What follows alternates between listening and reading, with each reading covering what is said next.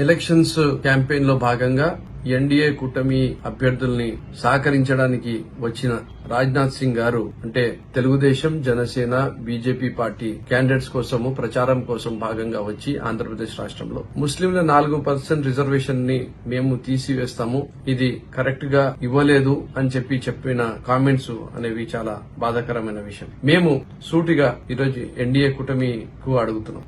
Justice Sachar committee వేయడం, justice Ranganath Mishra గారు అంటే చీఫ్ జస్టిస్ ఆఫ్ ఇండియా ఒకరు, chief justice of Delhi high court ఒకరు, వాళ్ళు క్షుణ్ణంగా మొత్తము తిరిగి పరిశీలించి లోతుగా వెళ్లి వాళ్ళు చెప్పింది ఏమి అంటే ముస్లిం సామాజిక వర్గంలో ఉన్న పిల్లలు ఈరోజు టైర్ పంక్చర్ షాప్ల దగ్గర గాని, లేదంటే వెజిటబుల్స్ బండ్ల పైన గాని, ఫ్రూట్ బండ్ల దగ్గర గాని, కిరాణా షాపుల్లో గాని, బట్టల షాపుల్లో గాని, కూలీల లెక్క గాని, ఫ్యాక్టరీల్లో లేబర్ లెక్క గాని పోతున్నారు గాని వాళ్ళు చదువుకోవడం లేదు, వాళ్లకు ఆర్థిక స్తోమత లేదు, హైయెస్ట్ డ్రాప్ అవుట్ రేషియో వాళ్ళకే ఎక్కువ ఉంది స్కూల్స్ లో. ఒకవేళ ఆ పేదరికానికి ఎట్లో ఒకటి నెగ్గుకుంటూ డిగ్రీ కాలేజ్ వరకు కూడా పోతే డిగ్రీలో కూడా చదువుకోలేని పరిస్థితుల్లో డ్రాప్ అవుట్ అవుతున్నారు.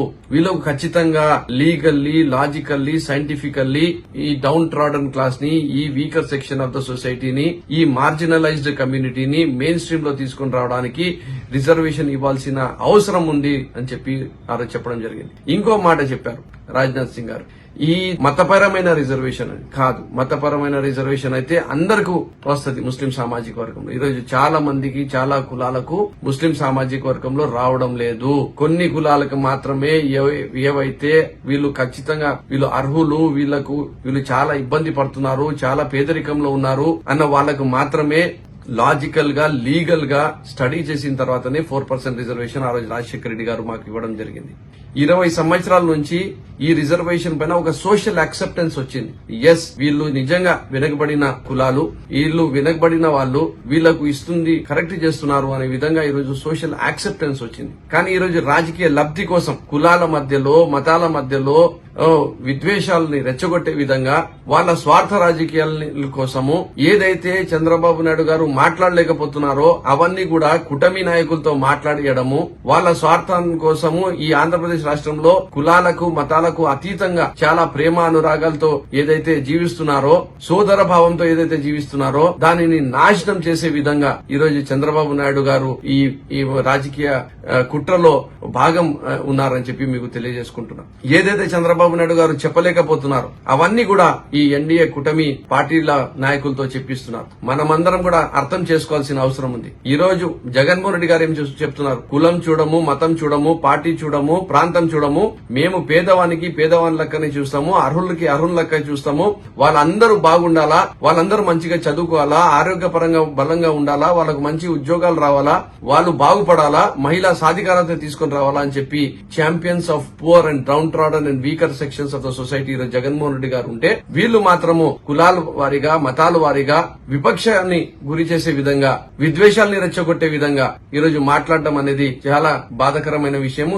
ఏమైనా ఎన్డీఏ కూటమి మాట్లాడాల్సింది ఉంటే 4% రిజర్వేషన్ గురించి కాదు, మీరు మాట్లాడాల్సింది రీఆర్గనైజేషన్ యాక్ట్ లో ఈరోజు ఆంధ్ర తెలంగాణ విడిపోయిన తర్వాత మా హక్కుల్ని మీరు ఎలా ఇప్పిస్తారు, పెండింగ్ లో ఉండేవి అన్ని సమస్యల్ని మీరు ఎలా పరిష్కరిస్తారు, మాకు స్పెషల్ స్టేటస్ ఎప్పుడు ఇస్తారు, ఎలా ఇస్తారు, ఏ విధంగా లోటు బడ్జెట్ లో ఉన్న రాష్ట్రాన్ని మీరు ఆదుకుంటారు, ఈ కొత్త రాష్ట్రానికి ఎదిగే విధంగా మీరు ఎలా సహకరిస్తారు అని చెప్పి మాట్లాడాల్సింది పోయి ఈరోజు కులాలపైన, మతాలపైన ఈరోజు విద్వేషం రెచ్చగొట్టి వీళ్ళు ఓట్లు చేసుకోవాలని చెప్పి ఆలోచిస్తున్న వాళ్ళకి ఖచ్చితంగా రాబోయే రోజుల్లో ఈ వీకర్ సెక్షన్స్ అందరూ కూడా కలిసికట్టుగా వీళ్ళని బుద్ధి చెప్పే అవసరం ఉంది. ఎందుకంటే ఈ రోజు ప్రతి ఒక్క పేదవానికి ఇంటి దగ్గరికి ప్రతి సంక్షేమ పథకం అందించి వాళ్లకు సమాన హక్కులు ఇప్పించి నా ఎస్సీ, నా ఎస్టీ, నా బీసీ, నా మైనార్టీ అని చెప్పిన దేశంలోనే ఏకైక నాయకుడు జగన్మోహన్ రెడ్డి గారు ఒకవైపు ఉంటే, వీళ్ళు పెత్తందారులు మాత్రము ఇంకో వైపు ఉండి ఇష్టం వచ్చినట్టు ఈ రోజు మాట్లాడడం అనేది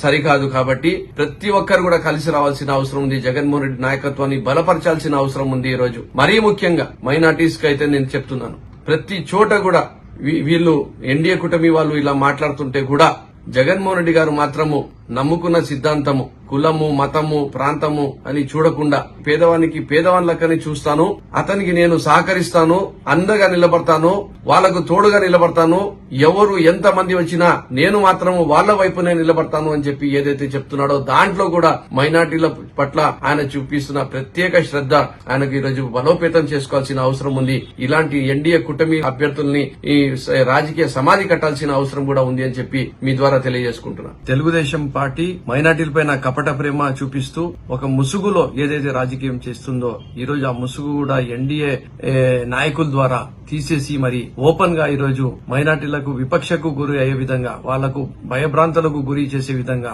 వాళ్లకు ఇబ్బంది పెట్టే విధంగా, వాళ్లకు ఈరోజు అభద్రతా భావం కలిగే విధంగా చేస్తున్నది ప్రతి ఒక్కరు కూడా గమనించాల్సిన అవసరం ఉంది. వాళ్లకు బుద్ధి చెప్పాల్సిన అవసరం కూడా ఉంది. ఇదే తెలుగుదేశం పార్టీ వాళ్ళు ప్రభుత్వంలో ఉన్నప్పుడు ఒక ఎమ్మెల్యే ఎమ్మెల్సీ మంత్రి పదవి ఇవ్వకుండా రాజకీయంగా అణచివేశారు. నారాహమారాలో దేశద్రోహం కేసులు పెట్టించి ఇబ్బందులకి మైనార్టీలకు గురి చేశారు. మరి ఇప్పుడు ఈ ఎన్డీఏ కూటమితో మరి రాబోయే రోజుల్లో ఒకవేళ వాళ్ళు వస్తే మరి ఎలాంటి అభద్రత భావంకి ఎలాంటి అసాంఘటిత పనులకు వాళ్ళు గురి చేస్తారనేది మనం అర్థం చేసుకోవాల్సిన అవసరం ఉంది. కాబట్టి వీళ్లకు ఖచ్చితంగా బుద్ధి చెప్పాల్సిన అవసరం ఉంది. వీళ్ళ ముసుగు ఈ రోజు తీసేసినారు. వీళ్ళు ఎన్డీఏ లీడర్ల ద్వారా వాళ్ళు చెప్పాల్సినవి చేయాల్సినవి అన్ని కూడా చేపిస్తున్నారు. రేపు ఒకవేళ వాళ్ళు ప్రభుత్వంలో వస్తే చేసి చూపిస్తారని కూడా మీరు అందరూ గ్రహించి వీళ్ళకు బుద్ధి చెప్పాల్సిన అవసరం ఉంది. ఎన్డీఏలో భాగంగా ఉన్న ఈ తెలుగుదేశం పార్టీ ఎమ్మెల్యే అభ్యర్థులు ఎంపీ అభ్యర్థులు మేము తెలుగుదేశం పార్టీ ఎన్డీఏ కాదు అనే రకంగా ఒక ముసుగులో వచ్చి ఏదైతే మైనార్టీ ఓట్లని దండుకోవాలని చెప్పి ఆలోచిస్తున్నారో వాళ్ళకందరికీ కూడా మీరు బుద్ధి చెప్పాల్సిన అవసరం ఉంది. అది ఓటుతో బుద్ధి చెప్పాల్సిన అవసరం ఉంది అని కూడా నేను ఈరోజు మీకందరికీ రిక్వెస్ట్ చేస్తున్నాను.